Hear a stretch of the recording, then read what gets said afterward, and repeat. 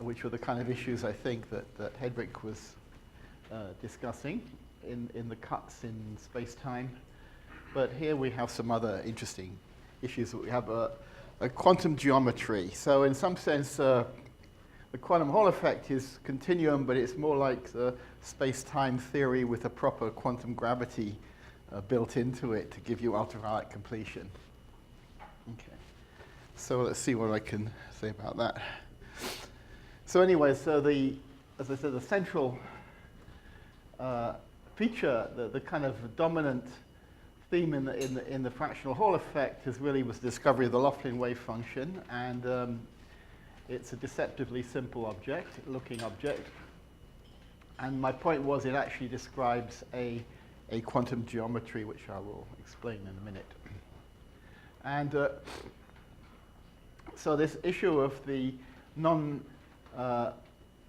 fuzziness of the cut is actually related to this basic thing that underlying the picture is a non-commutative geometry which has lost the classical locality, which gives you these infinitely sharp cuts that we read about in space-time. Okay.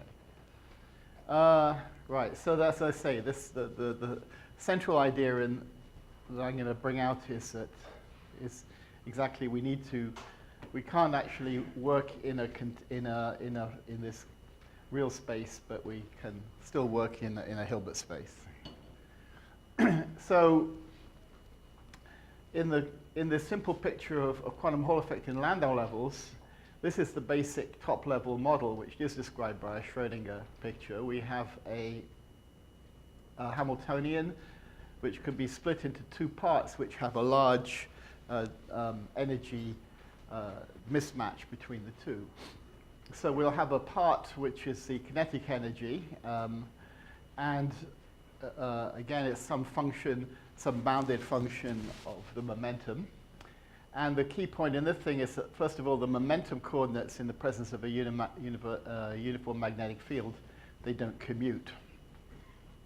And the second level is so this part of the Hamiltonian, which describes the Landau levels, will have states separated, discrete energy levels separated by gaps, and a very highly degenerate energy level, so flat bands. And the quantum geometry will arise that when we project out, when we impose a condition that the particles are all in one of these flat bands, what it does to the residual dynamics, which are controlled by the interaction. Okay. So the underlying structure, I think this slide gets repeated a bit later, is that we have two independent.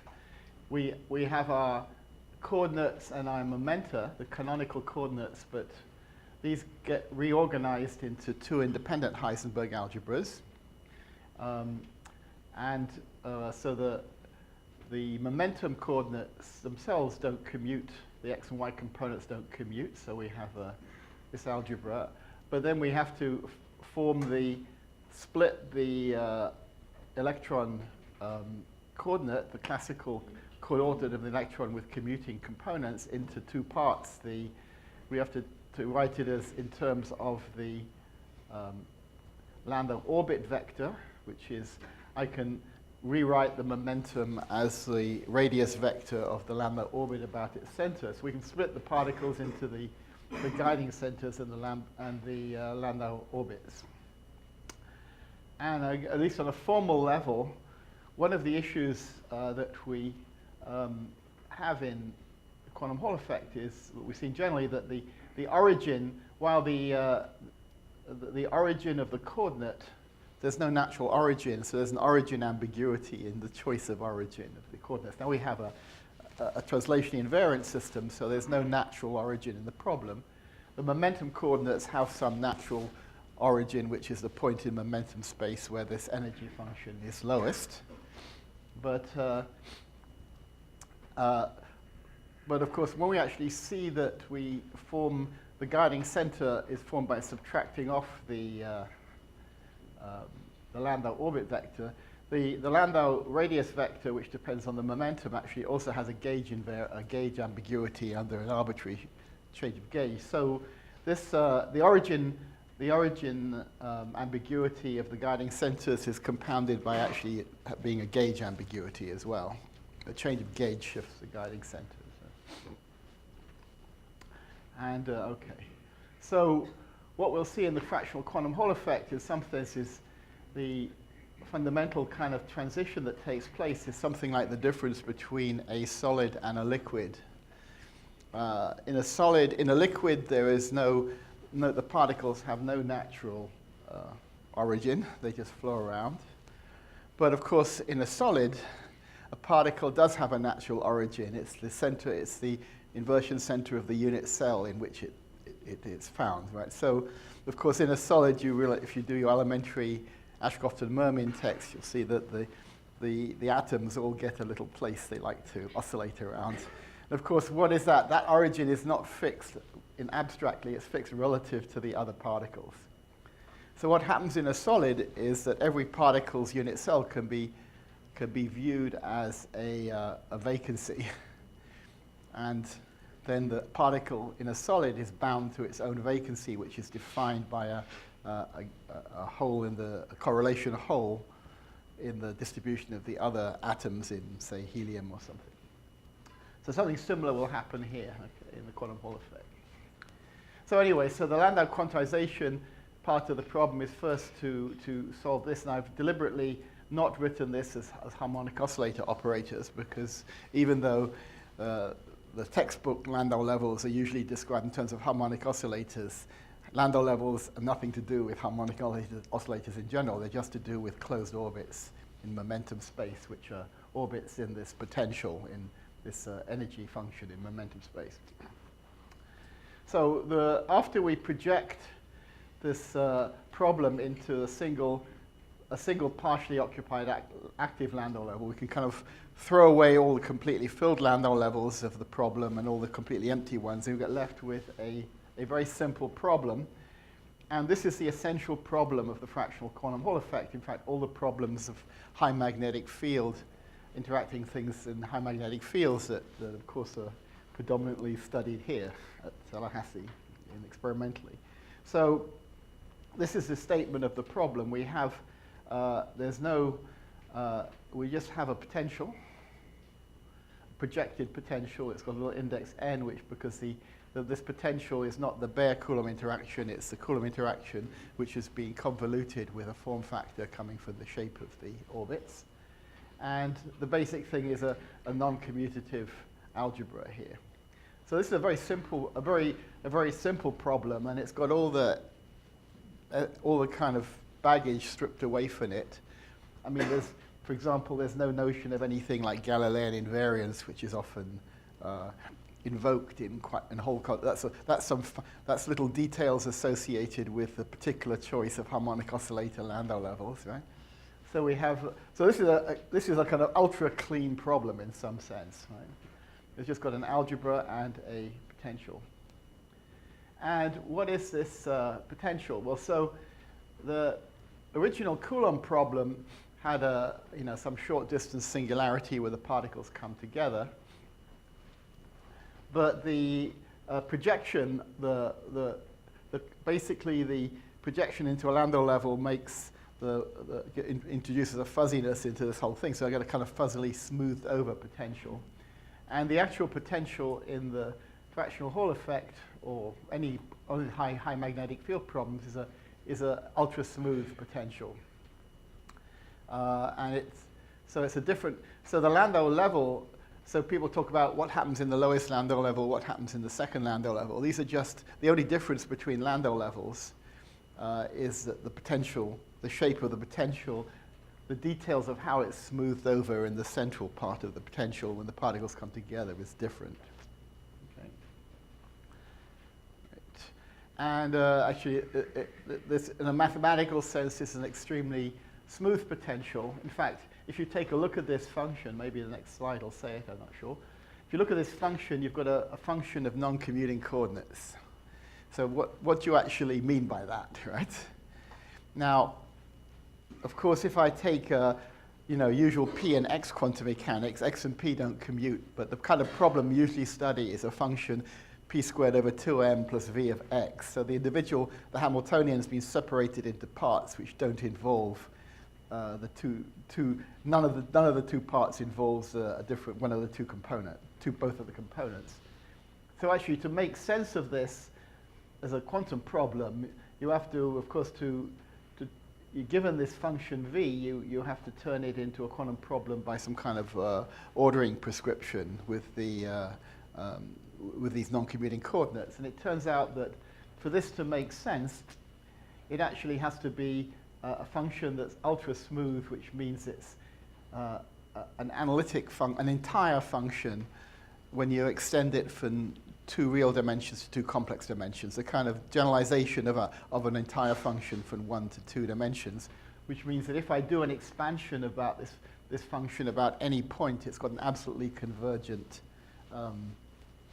expansion. So to actually make sense of a problem like this, you expand this around some point, some classical point L0, because this algebra you can see is invariant under a shift of origin. So I expand this about this potential about an arbitrary origin, and then I can take a symmetrized product of all the non-commuting operators, which defines them, and that expansion has to be convergent. So the answer on the left-hand side didn't depend on which point I expanded about. So it's actually, but luckily, because if I go back to this problem, this function E of p is like of course the usual case it's a parabolic potential, but it's some function like a bowl which goes off to infinity in all directions in momentum space, and solving this problem localizes in momentum space guarantees that the form factors will fall off sufficiently fast, which really means exponentially. Gaussianly. So the form factors have to fall off like a Gaussian, which guarantees the projected potential has a Fourier transform which is also rapidly decreasing, which guarantees that it's an entire function in C2. Okay, so kind of interesting. Let's go back. Yeah. So this is a kind of, I find this a very. When you think about it, this is actually a remarkable problem because it's the closest thing in condensed matter to the whole problems of quantum geometry and what happens above the Planck length that people worry about in quantum gravity. So it's a non-commutative quantum geometry. Okay, so there's our statement of the problem. And interesting, all the dynamics in the problem takes place because of this commutation relation. If I wrote this Hamiltonian down and these were commuting coordinates, the particles just sit there. They wouldn't move at all. They'd just be stationary. So it's the geometry, the quantum geometry that gives dynamics to this problem. And as I say, I would like to see this kind of analysis extended to understand these fractional Chern insulator things where you have fractional quantum Hall effect stuff on flat band lattices where you also have a non-commutative aspect from this projection into a single band. Okay. So in our problem, why the problem was so different from the one standard is understood before, which you could understand by diagrammatic perturbation theory, is that the order is reversed. The flat band means that any one particle terms which might be a perturbation to the flat band are a small perturbation to the two-body tuff. And so if this term dominates, you will naturally want to go into some kind of thing. If it's fermions like a Slater determinant state, you'll basically, if you have regions of high and low one-body potential, the system will just separate out into regions of filled Landau level in one area, in the low points, and empty Landau level in the filled points. I'll get various kinds of stripy phases. And the long-range part of the interaction, if I go at it, the Coulomb interaction tends to favor this spatial translational breaking. So if I present this problem in this form, it's not at all clear that we can see that the actual physical ground state of the system is going to depend on the potential, right? So, so the fact that the Laughlin state was a good eigenstate, or a very close approximation to the true eigenstate with the Coulomb interaction, is because of the feature of the Coulomb interaction that the V of 2 is dominated by a rather large maximum in the center. And if I change the form, we know if we go to higher Landau levels, it actually makes this it makes this potential. It blurs out and makes it a weaker and possibly non-monotonic potential in the smooth potential in the middle. And eventually, you go to higher Landau levels, you remove the strong short distance repulsion, and you end up with places where the long-range part dominates, and then you end up with not quantum Hall states in partially filled Landau levels, but these kind of broken symmetry states where you get very stripe and bubble arrangements of that. So it's and of course, the other case is that we actually know in the lowest Landau level, at half filling of the Landau level, this problem seems to give rise to the projected Coulomb interaction in the lowest Landau level seems to give rise to a composite Fermi liquid state, which is not a quantum Hall state either. While in the second Landau level, it seems like a broken particle Hall symmetry state, the Pfaffian or anti-Pfaffian. One of the two is a broken symmetry at half filling, and a Pfaffian or anti-Pfaffian state is the ground state. So in fact, but now you can see Landau index is no longer some kind of discrete index that you should be changing. I can just continuously change the potential by smoothing out in a different way to continuously change it. And all I'm doing is modifying the detail shape to get this transition which must take place between the composite Fermi liquid, which is gapless, and the broken particle Hall symmetry states, the Pfaffian or anti-Pfaffian, which are something the analog of p-way superconductors. Right? So the problem is actually, so it's deceptively simple. Everything is in here, and in fact, any geometry in the problem which organizes space into tells you which bits are close to each other is all dependent on this. In fact, the same thing happens if I take a projected lattice problem. If I take a lattice problem, I project down onto the lattice orbital, project a band into a single band, and I project on the orbitals, the space orbitals of which the tight binding network was made out of. With the kinetic energy gone, there's nothing to tell you which orbital is close to which other one. And there the information is contained in the overlap between the state on one orbital and the other orbital, which gives you a measure of the distance between the orbitals. So again, so the quantum geometry ends up telling you distance. So as I say, where did this come from? This is probably a repetition of this Heisenberg algebra separation. And there's the ultra-smooth business. Yeah, to get this expansion, you put in a symmetrized product. So so that tells you that given a V of 2, there's a well-defined quantum problem, okay, which I defined from it. Okay. Yeah. So as I say, this problem can actually have various types of states. And so far, we know about these 3 distinct types: the quantum Hall states, which are gapped, incompressible states with unbroken translational symmetry, and they have a gap. They have inversion symmetry seems to be the crucial point, because there's a gap for anything that has an electric dipole moment in the quantum Hall effect. And the incompressible states, they don't have any low energy states that can carry dipole moment, which turns out to be carrying momentum, so they don't transmit forces through them.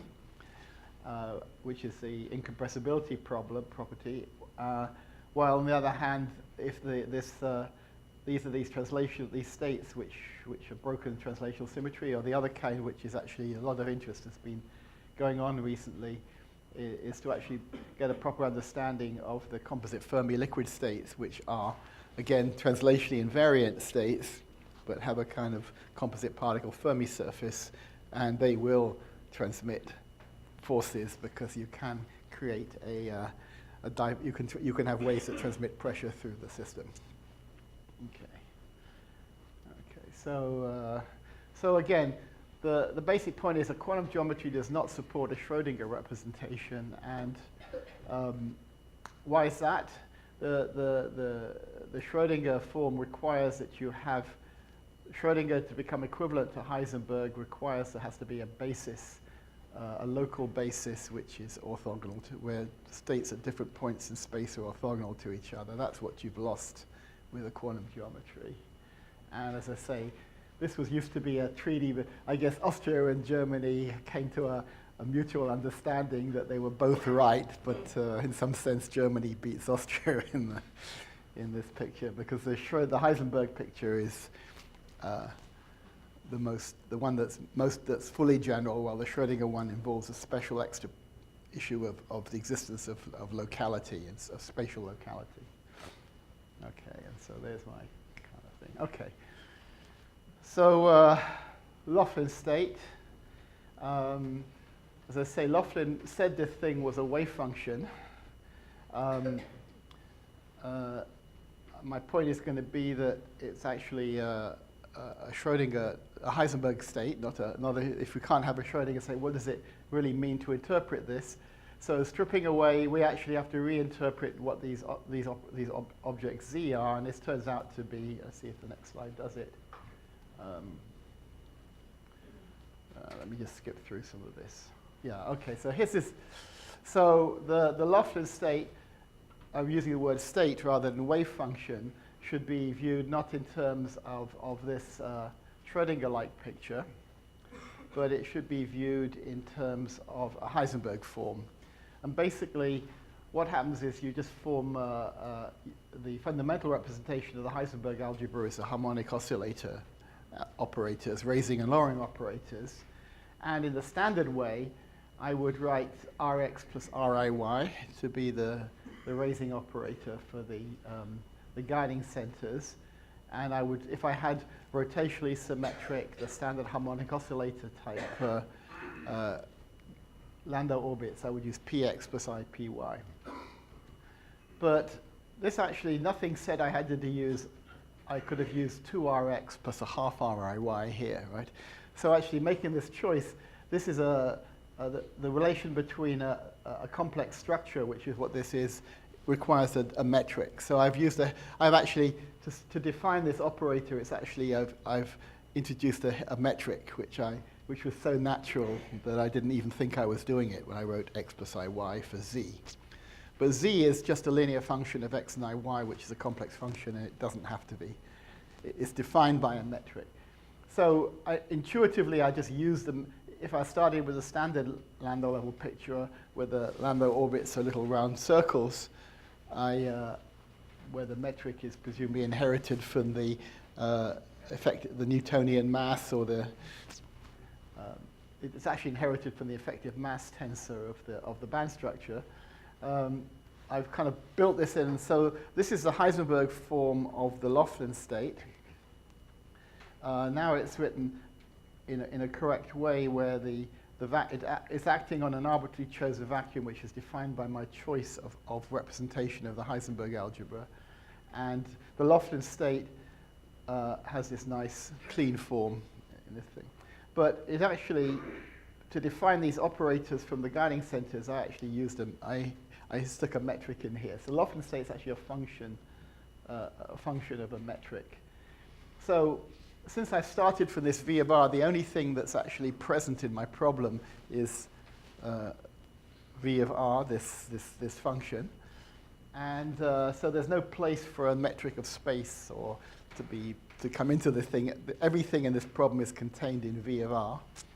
So actually the shape of the interaction potential determines the thing. So V of R, the metric, which is natural for the problem, is actually the expansion. So if we have a quantum Hall state where you naturally have this kind of V of R, which has a maximum at the origin and is falling off in directions there, the second moment of the Fourier transform is just the derivatives, the second derivatives of V of R expanded about the origin, which gives you the natural metric of the problem. So the shape of the rounded center of the potential gives rise to a natural origin of geometry in the problem. Okay, so. So does that mean that GAV needn't necessarily be the underlying? It's got there is no underlying metric anymore, right? The problem. So the only thing that stitches bits of space together in a metric language is the potential, because that's all there is. So the source of all, without the potential, you just have abstract algebra, right? So the potential tells you what the relative, so you've got a natural unit of area in this problem, which is the magnetic, which is like the analog of the Planck area on the surface of a black hole, right? The quantum, there's a natural quantum area, but to actually turn an area into a length, you need some geometry, right? Area doesn't have geometry, but length metric does. So basically, if you measure distances you've got this little, there's a top level, there's a highest, I'll come to that in a second. Let's just move forward. But yeah, so, okay, so then in this form we have the Laughlin state, and the question to go back, there's actually the hidden geometry in there is this definition. Let's go back. Okay. Right. Am I going backwards? I'm not sure which way I'm going now. Yeah, I think that way. Right, so in fact, the Laughlin state is not one state. It's a family of states which are continuously parameterized by a metric. And the question is, you can ask, well, what about the filled Landau level, right? The Laughlin state is often viewed as a member of a sequence of states starting at m equals 1, the completely filled Landau level, right? Well, the completely filled Landau level does not have any metric properties. It's completely invariant under change of basis because it's a filled shell. And that so the filled Landau level does not have is an uncorrelated state with a slated determinant state with no correlations. The geometry, the fact that the Laughlin state as opposed to the filled Landau level has geometry is because the Laughlin state has a correlation hole, which is the flux attachment surrounding each particle. And the geometry, hidden geometry, is contained in the shape of the flux attachment. The filled Landau level has no flux attachment, there's no geometry. So geometry in the thing is completely the shape of the flux attachment.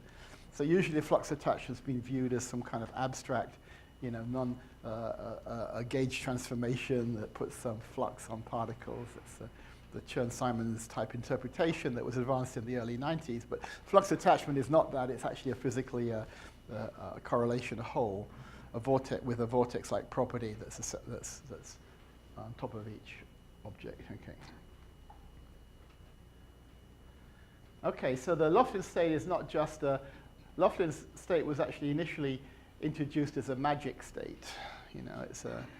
He actually found it by doing three-body calculations and noticed a very low energy state, and with three-particle state he was actually able to go in there and write it down in this holomorphic basis, and when you see it, it's very intuitive. And of course, it's something you wouldn't have guessed at if you were based on diagrammatic perturbation theory, where you don't think about wave functions. So it'd be it was inconceivable to actually find this state because it's got nothing to do with Wick basis of state-satisfying Wick theorem. So you can't detect this from the usual viewpoint. Okay, so this is so as I say, the problem looks like is basically this. I call it U here, this smooth potential.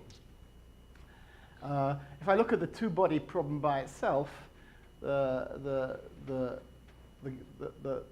center of the two guiding centers and the difference of the two guiding centers commute with each other. So I can turn the two-body problem is just like a one-body problem in the relative coordinate, except the effective charge went up, or instead of x commuting with Ry is minus IL squared, it's minus 2IL squared. So the effective magnetic length has become bigger by a factor of √2. So this is actually just solving a problem. You have a problem to solve which is like an upside-down potential. And again, if it was a usual attractive potential, you'd have some lowest state which is as close as possible to the center, and then a set of energy levels that goes up. Since this actually does, this potential is going to, well, the toy model potentials at work don't have any long-range Coulomb parts, so they kind of become very flat quickly, so all the levels will accumulate. So solving this problem, even if you don't introduce any kind of any rotational symmetries in the problem. It's just solving a potential problem, and the highest state, the highest, now it's got an upper bound so that there's a highest state you can have, which is the closest together thing. I have a set of energy levels that look something like this. And the quantum mechanics of once the stabilized flux attachment will actually be the opposite of binding together. If it was an attractive potential, the lowest state would be given by putting the particles by cramming all the particles as close as possible to each other. The magic of the Laughlin state is it manages to avoid getting into the highest state of this potential. And the stability of the flux attachment and the gaps in the problem are related to the energy gap between the top state, which the Laughlin state manages to exclude from the many-body wave function, and all the others. So the magic of the Laughlin state is that if I keep only one potential in this thing, which is like this is a solvable problem. So this is a bit like the analog of the AKLT model. I can play around with my potential and throw away different bits. And when I get the AKLT problem, I looked at the energy of a pair of neighboring spins, and I separated it out. So putting the two spins in the spin 1's in the spin 2 state, where they're kind of pointing in the same direction, was penalized, and everything else didn't matter. So if I can make a wave function that prevents or a state that prevents the penalized state from being present in the expansion, then I've got a zero energy state. And that's exactly what you do here. So if I take this potential, if I take a form A plus B, just the first two terms in a polynomial expansion in R squared, this state just has two energy levels, a symmetric one A plus B, which is the m equals 0 pair state, and the second one is the m equals 1, the antisymmetric state, and all the other pair states with m greater than 1 have exactly 0 energy, right? So the Laughlin state, by this basic simple projection factor, this pair factor, makes a thing exact. Okay. So as I say, the Laughlin state is a kind of magic state in some way. It's one of the things that was realized somewhat later is it's actually can be related to a conformal field theory correlation functions, the so-called the blocks of the conformal blocks of conformal field theory correlators. And so there's actually some very special properties, and it will turn out the entanglement spectrum is very, very special too. And as you see, the connection to conformal field theory seems to emphasize a metric. Right? Conformal field theory is basically,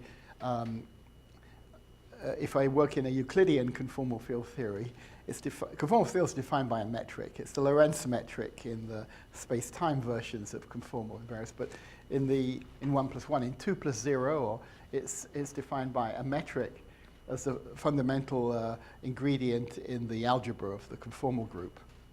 And in fact, the conformal group is the ON rotation group on steroids, because it's not just got rotations. You can do all these kind of local changes of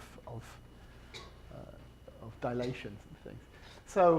But in fact, the metric doesn't the algebra doesn't have a natural metric in it at all. Any metric, any kind of metric-like properties, which are actually just coming from the shape of the expansion of the potential around the maximum. So it doesn't actually have to be a true symmetry. It just has to be a local, approximate metric locally, and you don't actually have to have a full rotational symmetry with respect to that metric. You just need to have But so anyway, you will see that the Laughlin state is actually the potential of the Laughlin state then is defined by a metric, which is the one that defines R squared. And so then that's a general property of all these model wave functions based on conformal things. To make a connection with a conformal group, they actually have a natural metric. Okay, so the Laughlin state has a lot of very special properties which show up in its entanglement spectrum, which come from this simple expansion. This is actually a for even m, this is a Jack polynomial, and for odd m, it's a so there's a kind of interesting. So Jack polynomials are a particular class of multivariate polynomials which have a connection to conformal field theories.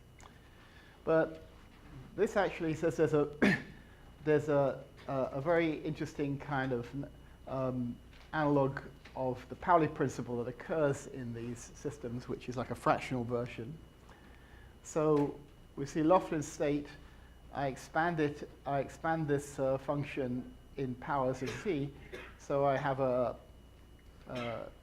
orbital z to the m. A single particle basis would be z to the m. So expanding this polynomial gives me an expansion in things. And if m is odd, I could treat it as expansion in Slater determinants or permanents, symmetric monomials. So it turns out if I do this expansion, the Laughlin state has in fact, all these conformal based states have a dominant configuration in the sense that if I look at this, if I take this thing and map it into Slater determinant patterns, then I would have an orbital pattern for each Slater determinant component of this thing. And it turns out there's these are partitions of the total angular momentum of this thing into little partitions, and this is the most spread out partition, the so-called dominant partition. And so the Laughlin state doesn't contain, if you look at this picture, the rule for the Laughlin state is that if I look at this thing and divide it up into little boxes, no set of m consecutive boxes contains more than one particle. So if I took a generic wave function or state and expanded it, I'd have some kind of amplitude for putting 1, 1, 1, 1, 1, 1, which would be kind of compressing where all the particles were compressed into a little droplet of filled Landau level centered at the origin. This would be a disk geometry in this way I've written it here. And so, of course, if it's an incompressible state, that state will be have a very, very tiny amplitude. It'll be extremely disfavored because the interaction wants to push the particles apart, but it will still be there. But if you actually diagonalize this toy model potential exactly on the computer, you'll find out that lots and lots of configurations in your expansion have exactly zero weight because the Laughlin state has this rule that actually it's not just that highly compressed states are highly disfavored, they're just not present in the state at all. So a lot of very interesting special structures. So dominance is a rule in partitions. It's basically called a squeezing rule.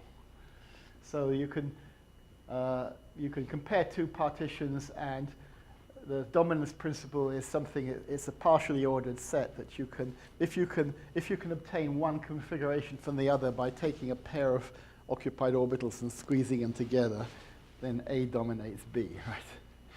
And the Laughlin state in its expansion contains only configurations that are dominated by this special root configuration. And the root configuration is something almost like a vacuum, right? Let's go back in there. So this is almost like a filled Fermi sea, right? In fact, if I took a disk geometry and I have an origin to this, this would be the orbital at the center of the disk.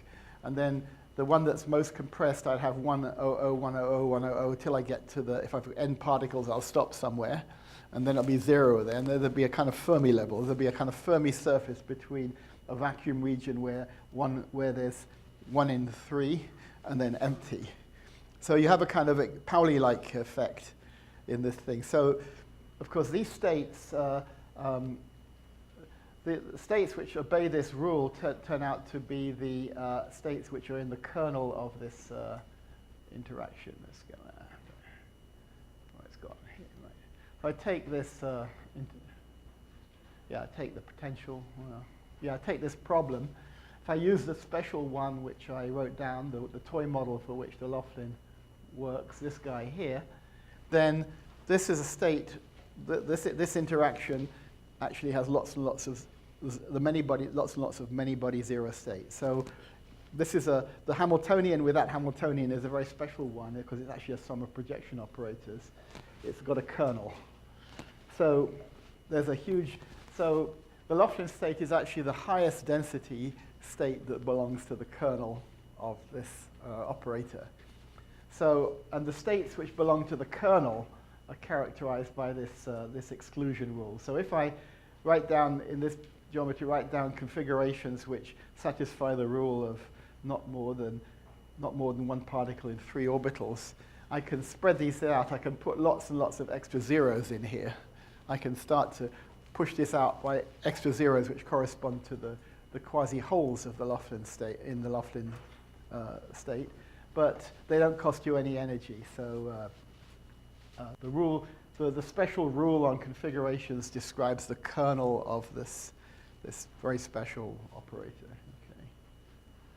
Okay, so in fact, all these things, the more interesting ones, the non-abelian ones, have this kind of property, and more read and read reside. They have some kind of they all have special toy model Hamiltonians which have a null state which can be described by conformal field theory type correlators and extra things added.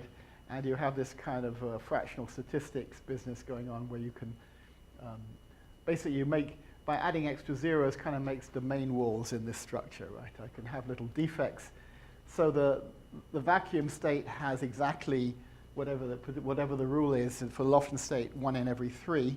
And then if I have less than 1 in every 3, I got a few extra zeros. I can classify those things as defects. And then the non-abelian excitations show up in these kind of defect structures. For example, for the Moreed case, where you have these Majorana zero modes on objects, half of a Majorana fermion. Yeah, you can see these things. So you can play with these things, and you can actually understand the topology, the details. So of course these are very specific examples of different kinds of quantum Hall states. A quantum Hall state doesn't have a so people are often confused, thought that conformal field theory or conformal invariance got something to do with quantum Hall states. It's got something to do with the conformal block states are something like related to the generic quantum Hall states, are like beta ansatz states related to general spin chain states. There are very special soluble cases which have a lot of much more transparent properties. And for example, the topological order and the fractional statistics is a generic property of all these topological ordered states. And conformal field theory blocks exhibit have a particularly simple, explicit realization of the braid group within them for varying the vertex operators around. But the topology doesn't require the conformal invariance, right? So often people are confused that they think the fixed point is conformal invariance is a property of the fixed point of quantum Hall states. Quantum Hall states actually are incompressible states. In some sense, the very opposite of conformal field theories, right? So in some sense, it's a great mystery why you should have anything connected to conformal field theories in fractional Hall, massive gap states which are incompressible. And it turns out the relation between the two is that the topological, the Virasoro algebra enters in the theory of the edge states of the quantum Hall state. And the Virasoro algebra enters in the theory of conformal field theories. So they both share a Virasoro structure, which is intrinsic to them in very different ways. But that allows you to express quantum Hall states in terms of conformal block states. Okay. So if I do this is actually how we discovered the entanglement spectrum was more than just a set of numbers from which you could extract the Van Neumann, the entanglement entropy. So this is done, I think, on the sphere. You take a cut. There's a sphere cut in half around some line of latitude, but there's a rotational symmetry around the axis of the sphere. So the cut has a straight cut. There's a translational the cut has a translational symmetry, and therefore you can plot the spectrum. The cut breaks the full translational symmetry of the problem. But if I have a nice flat, straight cut, I still maintain translational symmetry parallel to the cut. And now I have this additional quantum number of momentum, which I can use to examine the entanglement spectrum. And actually, I had this data floating around, but never plotted for many years, right? I never actually thought, and I just asked the student, Huey Lee, to plot the thing. And of course, once you actually saw the plot, click, it's obvious that it's a tremendously structured spectrum, as you can see, right?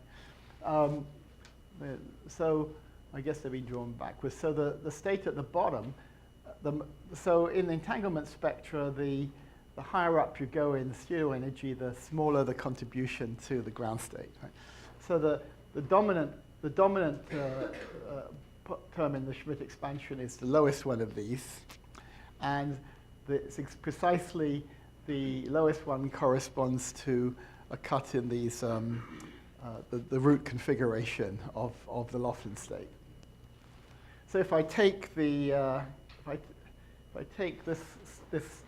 if I take the root configuration of a Laughlin state and I cut it down the middle here somewhere, then what I'm plotting is I'm plotting the spectrum as a function of the total momentum to the left of the cut. But if the thing satisfies the squeezing rule, right, I probably then if it stops here and starts here, the root configuration is the one that has the maximum momentum to the left of the cut, right? Because I can't squeeze it any further. So so when I look at my spectrum, let's go back to the picture.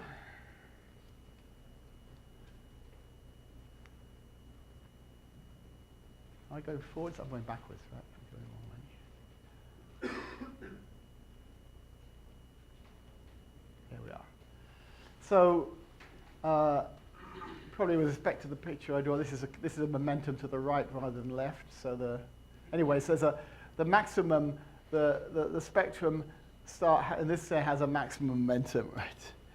And that's right. So the maximum momentum is here, and any other terms in the expansion will have some holes in this in their configuration to the left, and there will have a lower momentum, right? And so first of all, on the finite system, the sphere compactifies conformal fidelity, so it's not a complete mapping. So you see, first of all, it's kind of it's got a kind of slope here, a bit like a velocity in a conformal field theory. If I took a conformal field theory, I'd expect to have everything lying on a line, which because energy, if it was energy versus momentum, everything would lie in a straight line in a chiral conformal field theory, because I've only got particles moving one way. There's a maximum to this because the sphere gives you an infrared cutoff. You can't make things bigger than a certain amount. But if you actually look at this and you count the number of levels, so you don't focus on the energies themselves, but you look at the character, you count how many levels there are as a function of momentum, it'll turn out that up to a certain point where you start to lose states because of the compactification, there's a one-to-one mapping to the appropriate conformal field theory. So if I take this, where have I gone back here? So if I take a state here and I form a Fermi C state like so, and I have a fixed. If I take an infinite Fermi C, so there's no, so I have it up like this up to this point, and then zeros after that. That's the conformal field theory analog of a Fermi C, right? And then I can start, if I look at all the configurations that satisfy the selection rule, not more than one particle in 3 orbitals, right? Then I construct I can work out the momentum of those things by just counting these things. You'll find you reproduce the table of the character table of the conformal field theory precisely, right? So this is a kind of occupation number like way that different from Verma modules that completely reproduces a kind of Pauli-like way of reproducing the character table of the appropriate conformal field theory. So I do this for the other ones like Moore-Reed or each of these Jack polynomial states. So these map, this is a sequence of Laughlin, Moore-Reed, Reed-Wizai, etc. So these map into various conformal field theories, and they have a selection rule associated with them. And if I just calculate the character table using the selection rule, it's a completely autonomous, different way of calculating the character table of the conformal field theory. So I look at this thing. So what you find is the character table, based on counting these things, is a truncated form of the conformal field theory character table, because there's a regularization due to using a finite. I didn't have an infinitely deep Fermi C. I eventually get down. I eventually start putting holes down at the bottom of my Fermi C, and I start to lose states. So you could. So this is a. But as I let the compactification, as I let the radius of the sphere get bigger and bigger, or whatever, and I get a deeper and deeper, the bottom of the Fermi C is pushed down to minus infinity. Then I get left with the complete character table of the algebra. Okay, so. Okay, so these are various examples. So you get this kind of swoosh coming out here, and it's actually reasonably structured. You can see so the question, what meaning should you attach to the structure of the probabilities? When you actually look at, well, there's, we have time. You can see there's some kind of structure in this thing. Okay. So the question is, how's this related to the generic states, which are not given by these toy models, which have a kind of they have a conformal property, which is a kind of additional non-generic extra simplification due to the special nature of toy models, a kind of AKLT-like property. So what you see is, so if I look at the difference between the Laughlin state, and I gradually switch back on the remaining parts of the potential that I threw away. Remember, I had this set of energy levels going down. I pushed all the ones except the close ones down to 0. If I gradually bring them up to restore the Coulomb interaction, you can see how the entanglement spectrum changes. So this is one with a very small amount of Coulomb interaction added. So this is still the swoosh here is from essentially a slightly deformed one of the pure Laughlin state, but I start to have all this other junk here. So, as I said, you will, of course, on a generic state, always have some small probability of being able to push all the particles to the maximum density thing, which is a small droplet of filled Landau level centered on the origin. And that's probably going to be one of the states up here. But these are these numbers, it's probably like, this will have amplitude like 10 to the minus 85 or something like that in the state, right? So the feature that there is a special point that you start at, is non-generic. There's no reason in the general case that I can't find contributions with with momentum higher than that, right? And that's basically, you can think of it that there's the real system, there's some, not just the pure Laughlin state has only kind of chiral excitations that go one way around the cut. The real system has disfavored, you can put in for a cost, there's some possibility of making stuff this other way. And actually, what you can actually physically interpret these kind of pictures in the entanglement spectrum, clearly there's structure in here, right? So the question is, what's the physical understanding of what this structure is? So it turns out that the Laughlin state, again, is something like a fractional statistics analog of a free particle state. So if I take the ground state of a non-interacting particle system, right? The ground state has a state of a filled Fermi C, and everything above it is empty. Now I switch on a little bit of interactions into the problem. Now I'm going to break this integrability, which means that every orbital occupation number is a constant of the motion, which is one of these special things, as David Hughes mentioned, integrable systems, these systems with an infinite number of conservation laws, right? I smash the conservation law that preserves the occupation of states by putting a little bit of interactions in. What do I do? The ground state starts to mix in virtual particle-hole pairs, which are created by quantum fluctuations. So in the Laughlin state, again, the quasi-hole state has zero energy. There's a quasi-particle state. To make a quasi-particle, you actually have to, the model for a single quasi-particle is essentially to push one pair of electrons. The electrons, no pair of electrons in the Laughlin state or in any state in the kernel have relative angular momentum less than 3, so I can't, well, the Pauli principle allows angular momentum 1 states. So the way you make a quasi-particle excitation, which costs you energy, is to make a pair of particles with one pair of particles have relative angular momentum 1, not 3. And of course, those are forbidden, but once the interaction is not the one that makes a Laughlin state exact, those particle-hole pairs will be created by quantum fluctuations, just like the interacting Fermi C will have particle-hole pairs imprinted in it. In fact, the correlation functions will contain essentially the collective modes will get renormalized in a system. The correlation functions of the interacting system will differ from those of the free system. They'll carry the imprint of the particle-hole pair correlation. So this, I believe, are these states here, which have very low probability because there's a large gap, the entanglement gap separating the ground state, the purely chiral sector. These are the contributions from one quasi-particle hole pair added, and with a single quasi-hole, I actually have one pair of. If I make this root state picture, I've got one defect.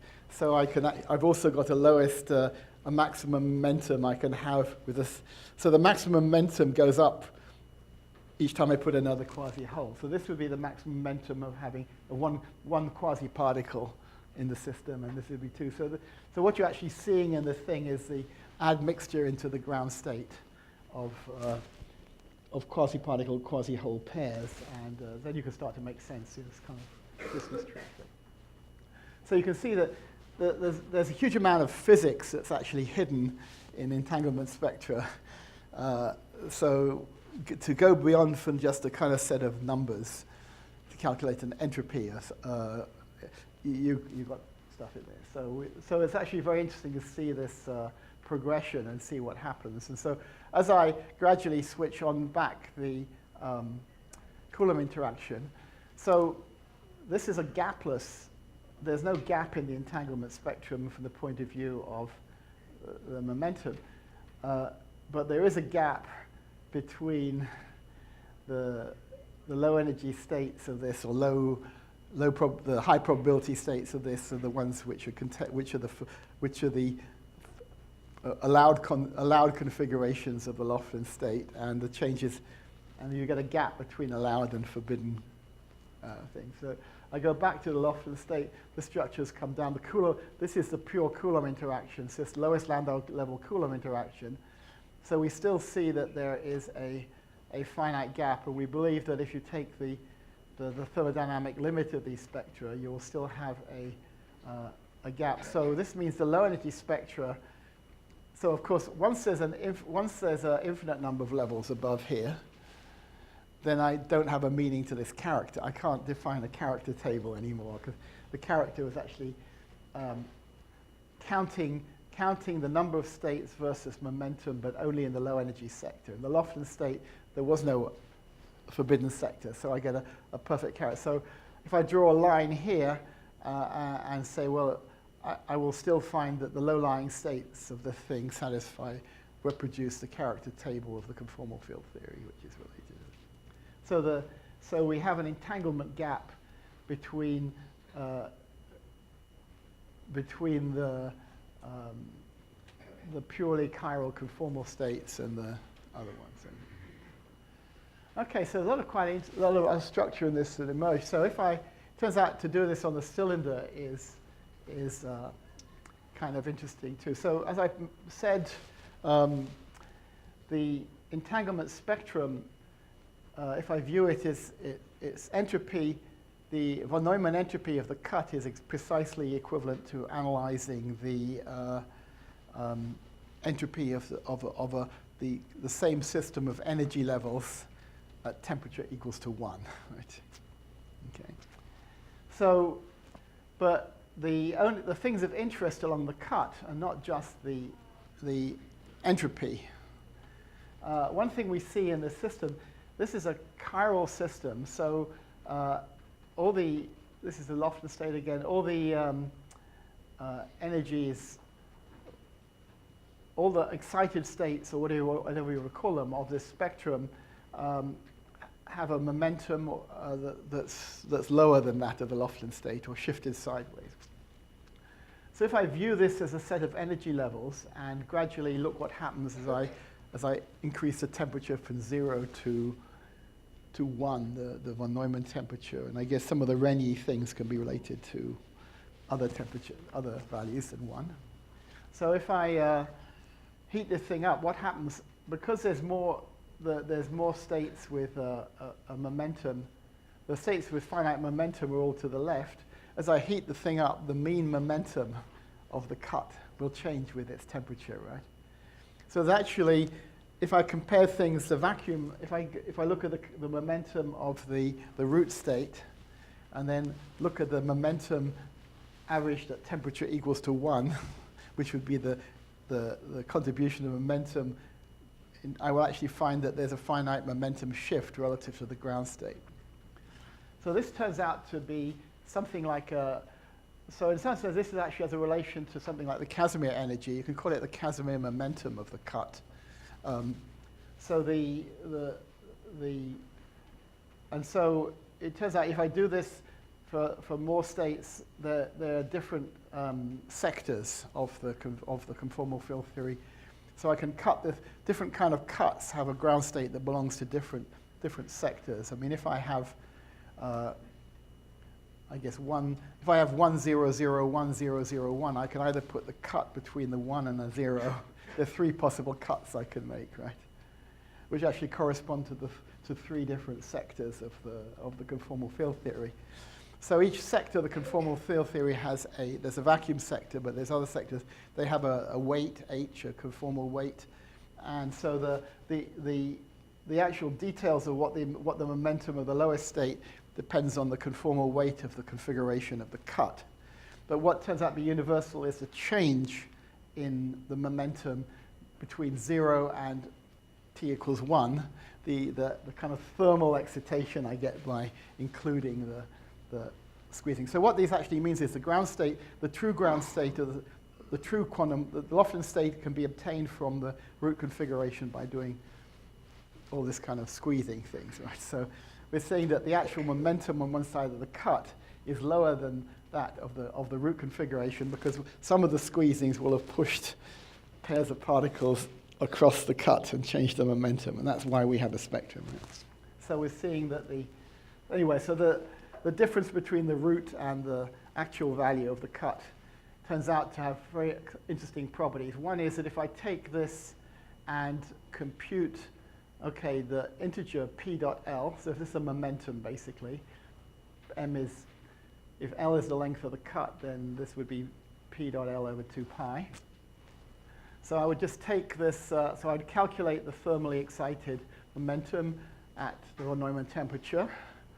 And this ends up being proportional to the length squared of the cut. It's because the momentum, a quantum Hall edge, has a dipole moment related to the when z term, I'll probably write some term in the effective action. So there's a natural, along an edge, there's a natural ground state value of the momentum per unit length, which is really dipole moment per unit length of the cut. So if I take the total momentum over the length of the cut, right, it's actually going to go like, this number is going to go like L squared because you've got a momentum per unit length. And that's it.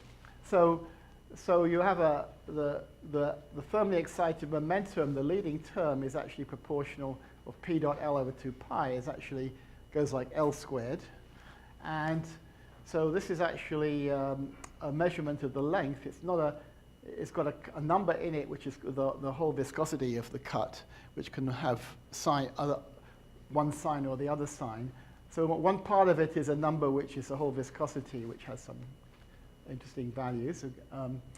The other part is something the length squared of the cut, and it turns out that in general, the dominant term of the Casimir momentum is proportional to the length of the cut squared, measured using the natural metric of the problem, which is the shape of the thing.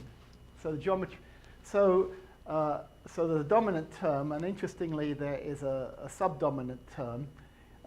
If there's a term, the leading term is proportional to L squared, and then there's a term which is of order 1, a topological term that enters in it, and that's kind of has some rather interesting details of the structure of this spectrum. It turns out that if this was a real space cut,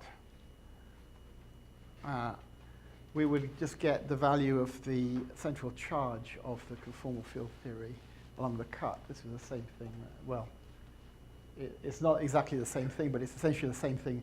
We'll check. This is actually this is a signed, not the entropy itself, but this momentum polarization. So momentum polarization, similar to the Wilczek type formula, measures the dominant term measures should measure the central charge of the conformal field theory. Now, in the integer quantum Hall states, the central charge of the edge theory is just equal to the Chern number, which is a number of occupied bands. So, so for nu equals 1, nu equals 2, nu equals 3, the central charge is just a number of the edge states. There's one C equals 1 edge state for every field Landau level. And so in the simple case for the field Landau levels with a kind of complete cut, right? You would expect to have a central charge of 1 for the lowest, C equals nu, where nu is the filling factor. So the non-interacting case with no guiding center structure in it at all, just should have C equals nu, where nu is the filling factor. And interestingly, and if I actually took this spectrum, which we know has the right character table of the conformal field theory, and instead of using the actual one that's got some structure in it, right? You can see these branches coming off it. If I just took a straight line here and then calculated the momentum polarization, which would actually be looking, doing this for large L, is essentially going to the high temperature limit of the thing, because as I change the length of the system, the length of the cut, I'm squeezing this discretization down to 0. So actually, these numbers I'm getting out of here are actually the high, a limit of a case where I'm looking at the von Neumann temperature is always infinitely large compared to the level spacing as the level spacing goes to 0, right? So it's a high temperature thing. So I should actually get 120, if I do the thing, I should get 1/24 of C coming out here. And it turns out you don't get that. And there's a kind of difference between first of all, we're not actually doing this real space cut where we take an infinitely sharp boundary, which is where the predictions that C should show up in the chiral C should show up in the momentum thing. We're actually doing this fuzzy cut. It looks like, again, you can associate the contributions to this momentum polarization.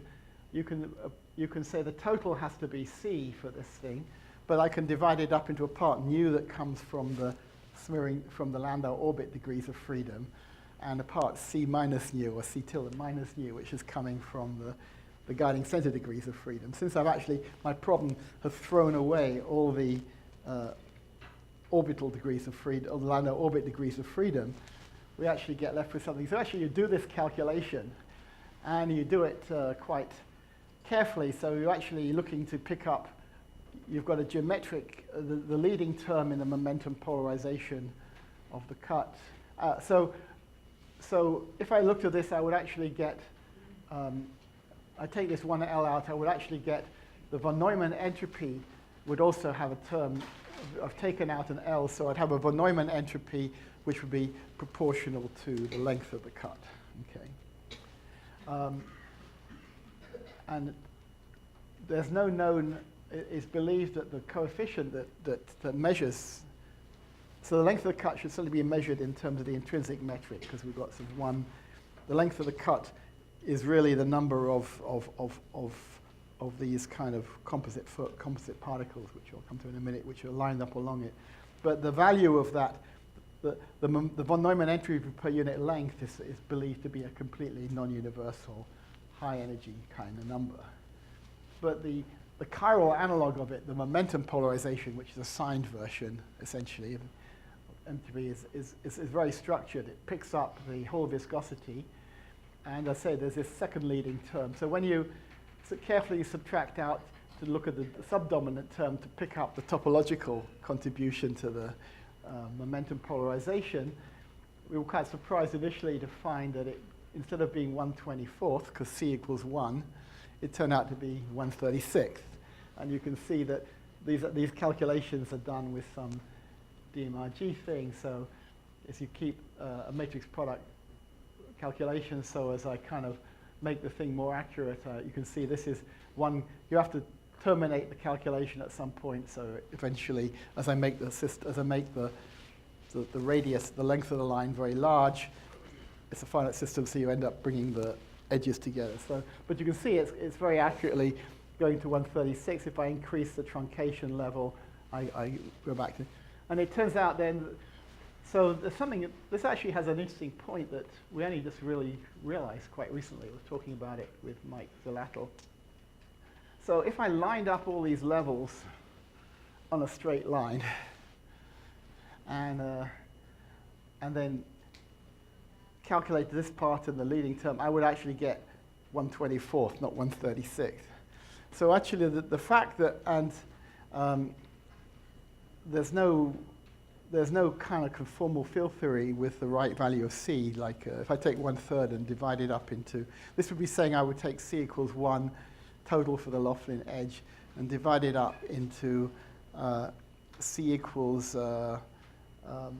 2/3, C tilde equals 2/3 coming from the interaction part in the bulk, and then the 1/3 coming from the fact that there's a discontinuity of the filling factor at the edge, right? So there's no kind of conformal field theory with 1/3. I can't break the C equals 1 that way, but somehow that's known in this thing. So actually you always pick up C minus nu, and somehow that's that difference is related to the difference of this spectrum from lying on a straight line. So somehow in this structure, which is clearly present in the side, contains the thing that does this magical thing of separating out the high temperature limit of this thing subtracts out the part of C associated with a change in a discontinuity in filling factor at the edge. And then the residual part depends on the details of the topological structure. It depends on which, there can be different quantum Hall states with the same filling factor. It depends on which of those quantum Hall states. So it's kind of a still mysterious structure present in these things. Okay. So fuzzy continuum. So again, this issue of real space cut. So what we actually have here, initially we're doing an orbital space cut. So we're not doing the same thing as the kind of real space cut.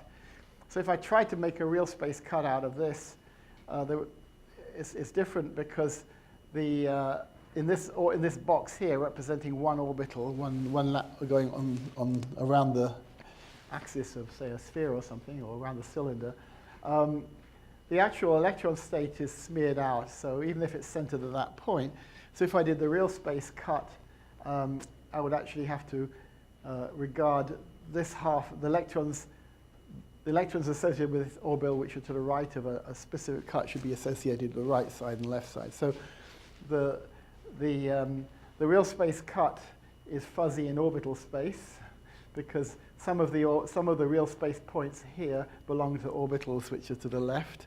So there's a mutual fuzziness between the real space cuts and the orbital cuts. But since the problem is completely fully defined in the orbitals, the real space cuts, to actually dress them back up again, you just have to put back the real, given this algebra, where I know I can actually fictitiously reconstruct a Schrodinger system by adding fictitious left-handed degrees of freedom to complement my physical right-handed degrees of freedom to make commuting electron coordinates. But I can do that in arbitrary ways. So given the actual projected problem, I can reconstruct a kind of, quote, local problem by adding fake right-handed variables to fake variables to make a localized electron. And what I would get for the real space cut depends on an arbitrary choice I make that. So the physical problem is completely defined by the orbital cut, right? So anyway, so let's just go back. I'm going for, let's go forward a bit. So let me just talk a bit about the physics of the thing. So what is the flux attachment in the thing? So go back to some of the physics of the quantum Hall. So the entanglement spectrum has certainly got interesting things to actually understand a lot of the things. So so there's details in this high energy structure of the entanglement spectrum which relate to the geometry in some way of this problem, right? Okay, so what is the physical problem? So as I say, the flux attachment, which will come to the Laughlin state.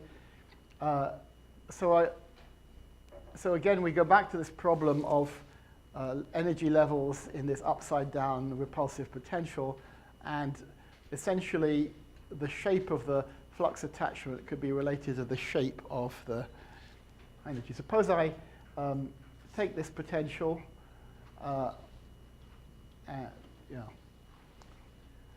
let's just continue. Let's see. Yeah. Okay, so let's just look at the picture. So the flux attachment does two things. It removes the gauge ambiguity of the guiding centers. So again, the system without flux attachment, the guiding center itself is ambiguous, but once the flux is attached, the guiding center displacements can measure the displacements of the electron relative to its natural point. And so so we know that we'll see that the quantum Hall states, unperturbed quantum Hall states, have exactly zero electric dipole moment. They're inversion symmetric states.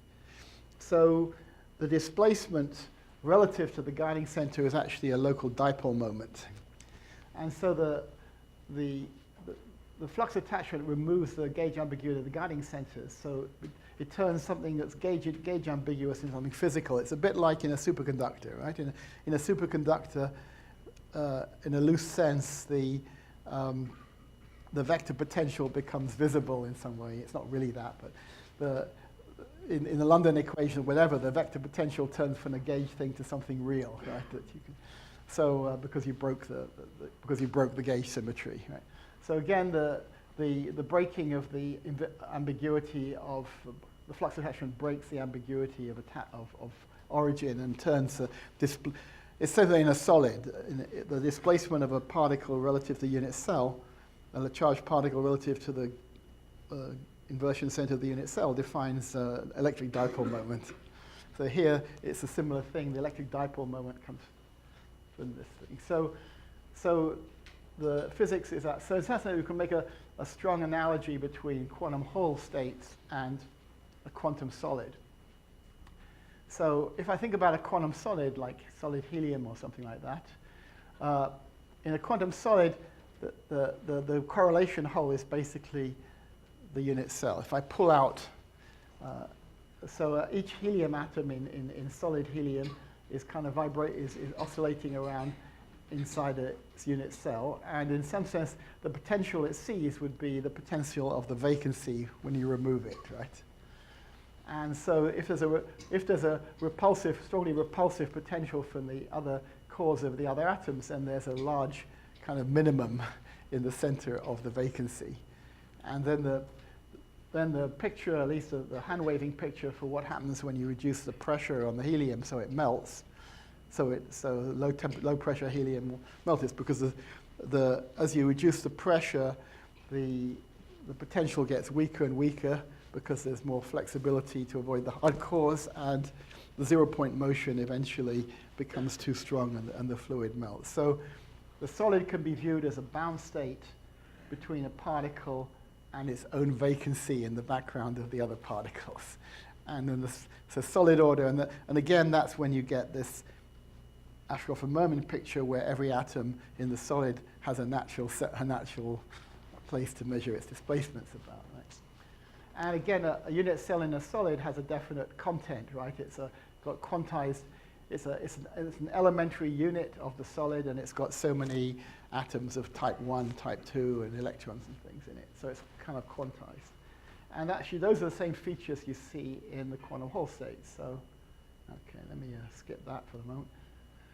Okay, well, so actually the ingredients, this object of an electron bound to, or particle bound to a vacancy is what we call the composite particle. I guess this is the composite bosons that started off with Steve Gervin. And actually I tend to hold the fundamental picture of the quantum Hall effect actually to be the original composite boson picture rather than the derivative composite fermion picture, which we can relate to it. So the basic element, the composite boson is for the quantum Hall states, the fractional quantum Hall states, is the analog of the unit cell for the solid. So it's got two aspects to it. It's got a geometric aspect, which is the shape of the flux attachment. And there's another, and there's going to be one type of excitation, or one kind of excitation where you actually change the shape without changing those are excitations that don't break inversion symmetry around the center, just change the shape. And there's another completely different type of excitation where I move the electron relative to its inversion center, which creates a dipole moment. Now, in a solid, there are these two analogous things. The acoustic phonons of a solid do not produce dipole moments, and those actually can be viewed as the changes of the shape of the unit. The long wavelength acoustic phonons are just fluctuations of the change of the shape of the unit cell. Okay. There it's got some compressibility, so the longitudinal ones, the change of the volume. But the shape change, so in a solid, there's a natural metric or natural geometry occurs too, which is defined by the shape of the unit cell, and the shape of that metric changing, fluctuating are the acoustic phonons, while the optical phonons are the fluctuations of the particles relative to the unit cell.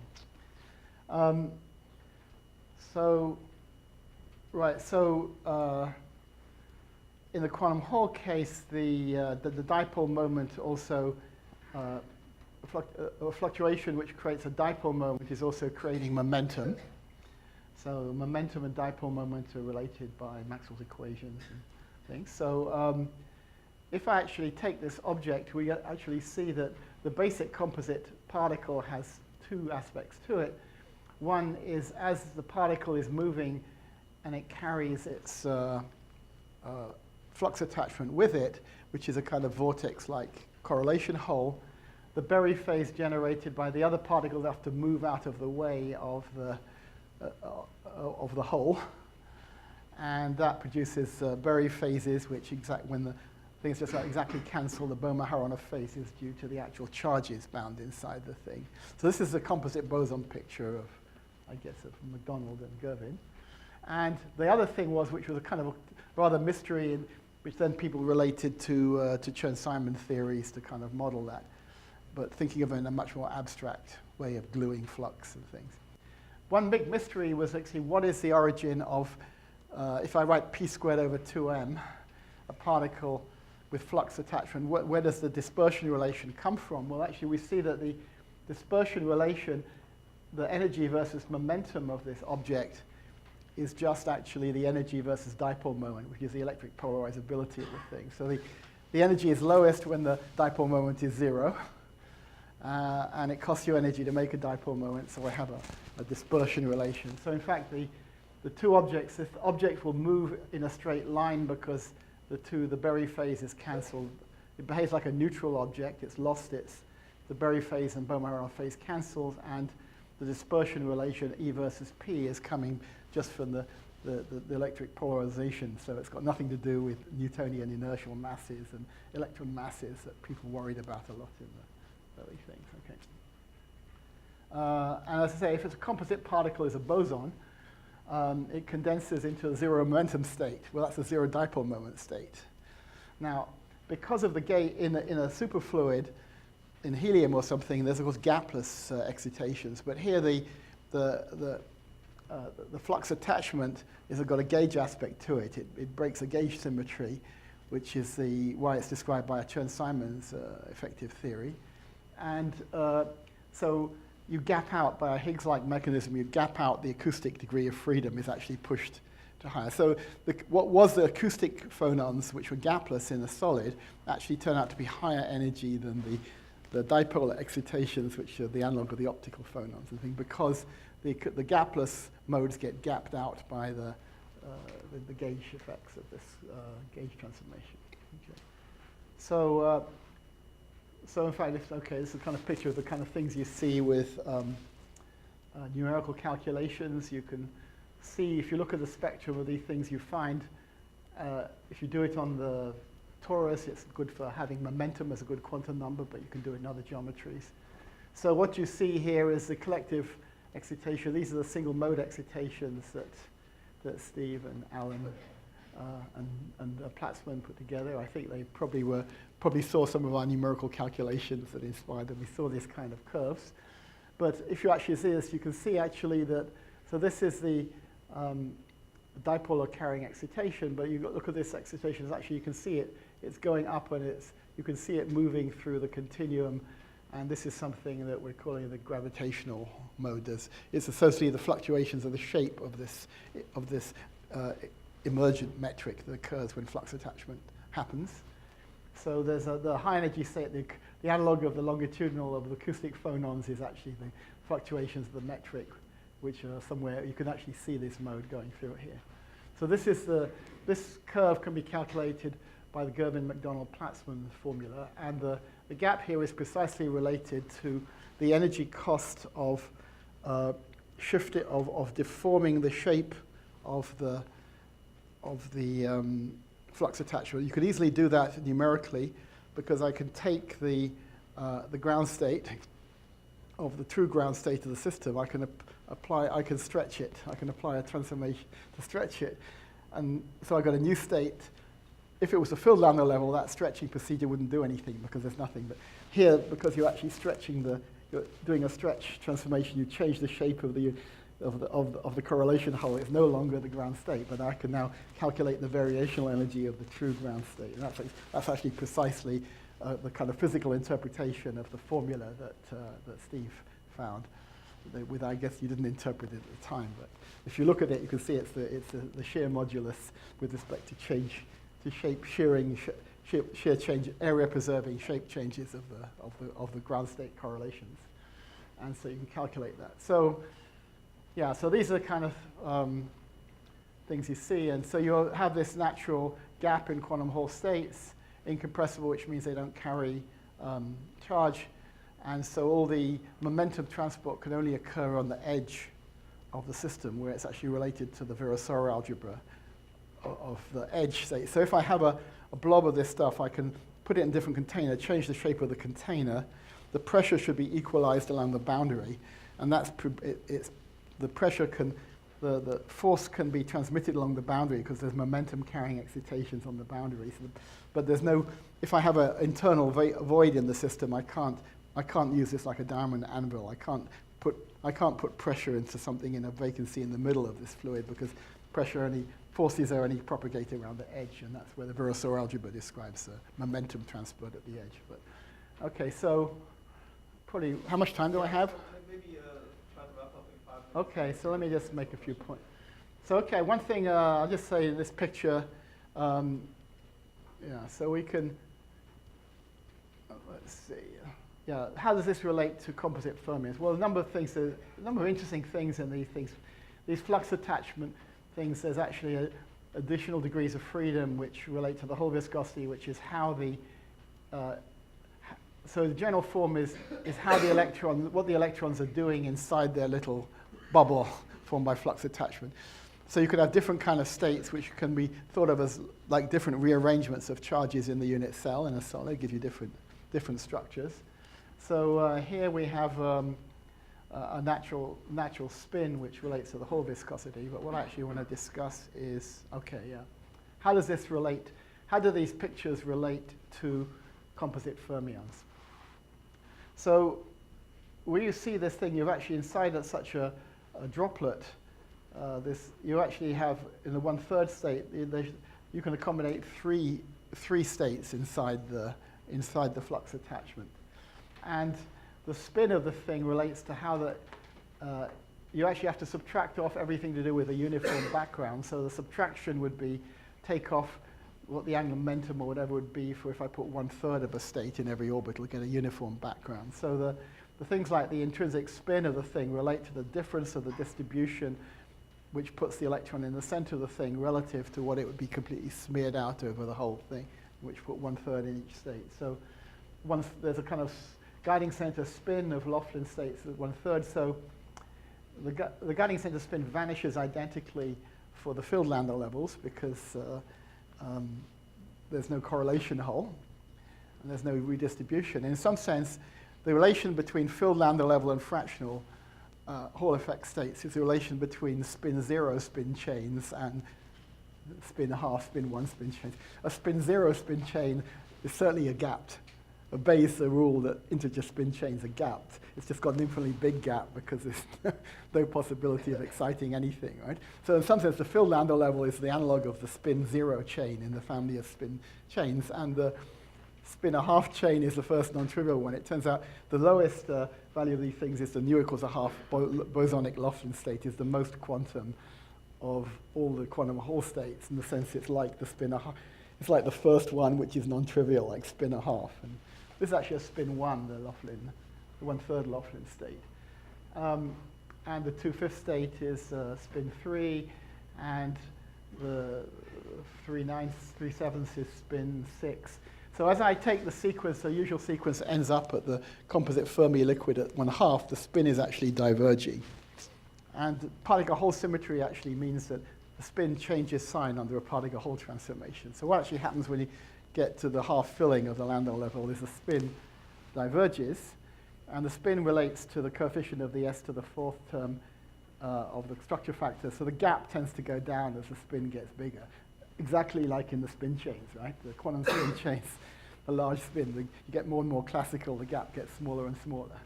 Same thing is happening in this sequence here, and so actually, okay, the 2 points I want to make. One is where do composite fermions come in? Well, these levels inside the droplet, wait a minute, rearranging states in that, like taking a particle from here is like the Landau level. So these actually are the physical.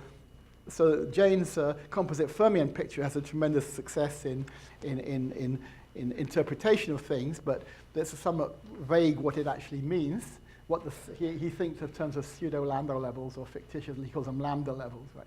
These levels are really, I think, just the levels of the levels inside the droplets and the structure of how you order things. So, for example, if I have it turns out from this picture that the quasi-particle of the Laughlin state is actually a droplet of the next state up in the sequence, the 2/5 state.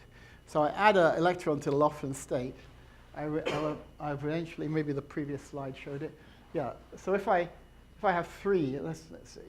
If I add an extra electron to this system, so I add an electron here. Where's it going to go? I'm going to have to put it in the second level of one of the 1/3 droplets. So I put this thing in here. So now I've got an excess charge of 1 by 1 electron bound to 2 electrons bound to 3 fluxes. But actually, that thing is energetically unstable against forming 3 droplets of 2/5 state. Right? So 3 droplets of 2/5 state would be 6 particles in, let's see.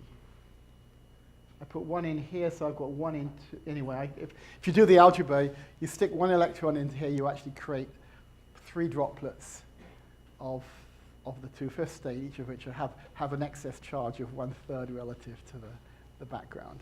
So the 2/5 state quasi-particle is actually the element. The 2/5 state droplet is the quasi-particle the 1/3 plus 1/3 quasi-particle of the 1/3 Laughlin state. So if I start to add things to the Laughlin state, I'll start to create a few of these 2/5 droplets, which are the next ones up in the sequence, which are stable. And as I make more of them, well, first of all, how does electron transport happen? So if I actually have a single 2/5 droplet sitting around in a background of the 1/3 droplets, you might think, well, the way the 2/5 charge, the excess charge would be just by the 2/5 charge kind of moving around the place. But of course, in a solid, if I put an extra electron in a unit cell, transport happens. In a solid, the unit cells are not allowed to move around. They're glued together. So of course, the transport happens not by the unit cell moving, but by the electron jumping to the next unit cell. So if I have a 2/5 droplet next to a 1/3 droplet, actually, the way the electron motion can happen, the excess charge hops, but instead of hopping just the charge, it drags 2 flux quanta with it. So you start with a 2/5 state and a 1/3 state, and what's happened is the electron, what moved was the composite fermion, which is the electron carrying 2 fluxes with it. So the composite fermions could be viewed as the motion of the charges between the unit cells, which are the composite bosons. So that viewpoint, the fundamental objects are the composite bosons, but the electron dynamics can be associated with the hopping of composite fermions between the composite bosons. So you could actually put together these various pictures. One little piece, let me just go.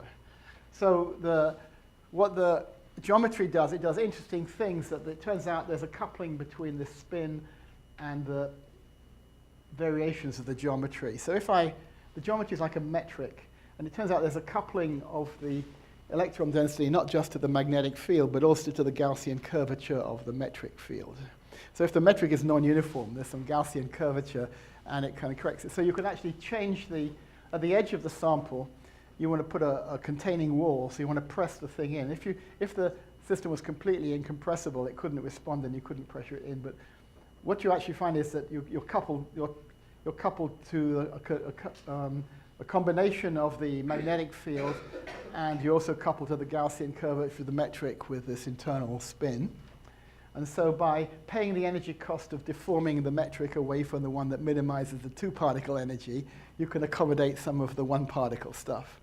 So by squeezing it in, you can squash it like that, and if you look at the Gaussian curvature of this distribution, you'll find you've increased the Gaussian curvature here, so you allow the electron density to go up. So you can squeeze the thing in.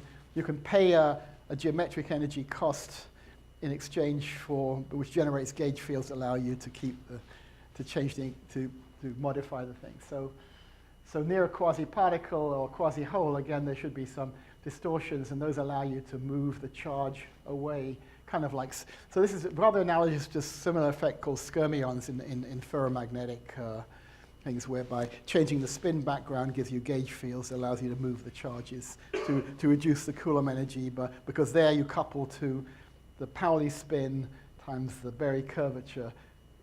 Here you're coupling the internal spin, couples to the Gaussian curvature of the metric. So in each case, you've got an additional kind of spin. Spin really is the coupling to a curvature, and so the coupling to the spin connection gauge potential of a curvature.